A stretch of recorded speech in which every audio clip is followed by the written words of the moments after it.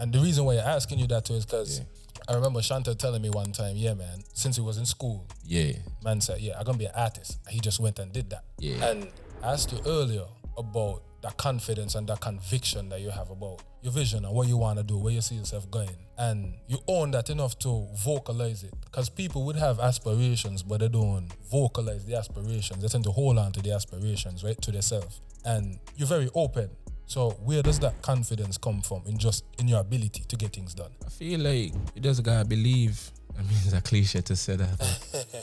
The confidence come from maybe just having a religious background too. Also, once you come from certain background and you really believe in whatever God you pray to, and you believe in the word and you apply the word to your life, it may not be the same. So my belief come from maybe my spiritual background, and I know the tongue is a strong tool. Yeah, without a doubt. And I believe in manifestation and positive energy. So I find that work a lot for me, and I very enclosed in a bubble. Yeah. Where I don't really like my energy really to be tampered with by any and everybody, because sometimes every interaction people plant seeds, you feel me, whether it's positive or negative, but you gotta be aware to realize and be in tune with yourself to understand what's going on. That's take a certain level of self-awareness. Where you think that self-awareness come from? Spending time with myself. Yeah, I feel like spending time with myself a lot, and it actually kicking more when I migrated to New York. Yeah. I just wanted to talk briefly about what the transition was like for you moving out there from St. Kitts. I call it Ghoul because your safe space. Ghoul. Nobody can touch you in Ghoul. Of course. They can't catch you in Ghoul. So could you talk a little bit about what the transition was like for you after leaving St. Kitts, because you was at the peak when you left St. Kitts? Well, it was always a part of the plan still, because if you listen to, I have a track called Run to the Money and a collab project called The New SK featuring Abi the Mayor at the time, and I had a line say, "He come they want me go New York and come back at foreign."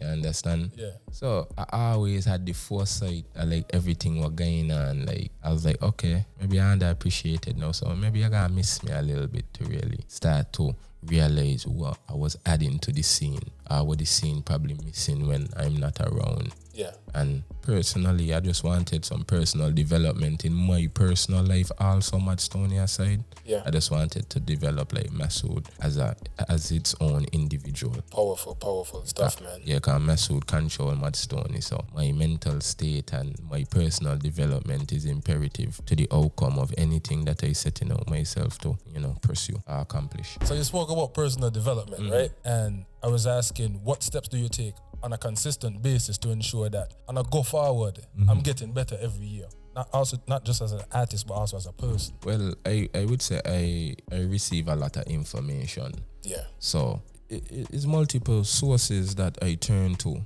assist with personal development, because it's all about the information you're putting in.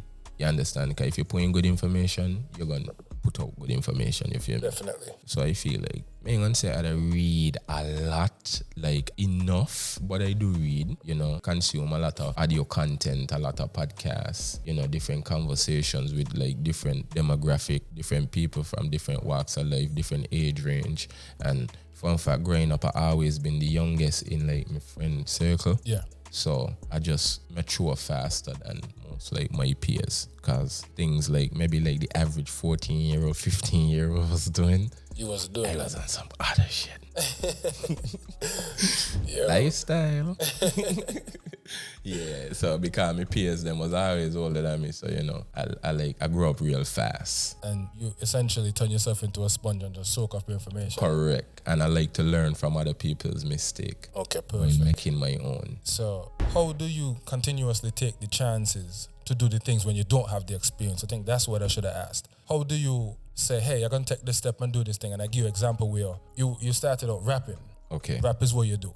And you decide, yo, and do a little soca just for the culture. Let me try this thing. Let me be versatile and do this thing. You take that chance and do that experience, do that thing to gain that experience, right? Yeah. How important do you think it is for you to continuously take those leaps? I think that's what I really want to ask. Okay.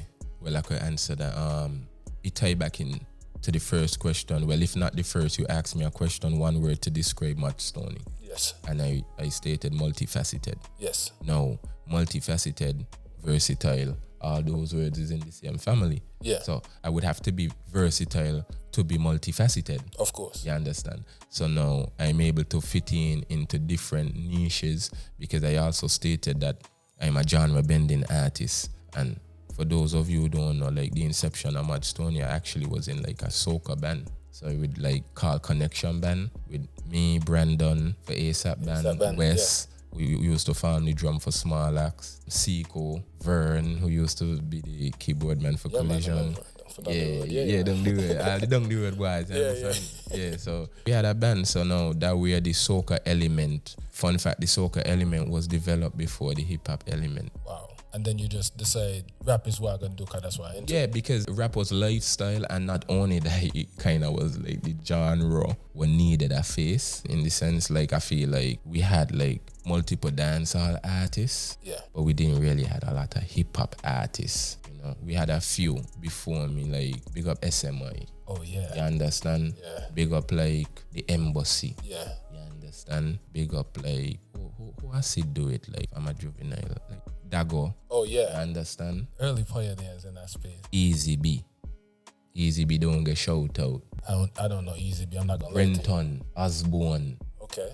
Easy B used to do music back in the day. You understand? So that's a gem for those of you who don't know that, you feel me? Yeah, so shout out Easy B, but that just goes to show you how much of a student I am. I was to the scene, to the game at the time before I even entered. I had to observe and see who was doing it before me. You understand? And see what can I add, what can I do different, what can I bring different to the scene. So I really studied the scene beforehand and then say, okay, I know how to approach it. My inception gonna be wicked.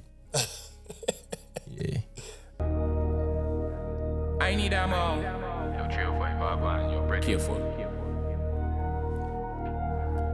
Word around town, I back and road. Man a big stage bully, let's rock and roll. They don't want like just watch and scroll. Man full enough shoes that different soul. So me lock and load. Pussy, me in a back and forth. Silly willy, even nearly know I am.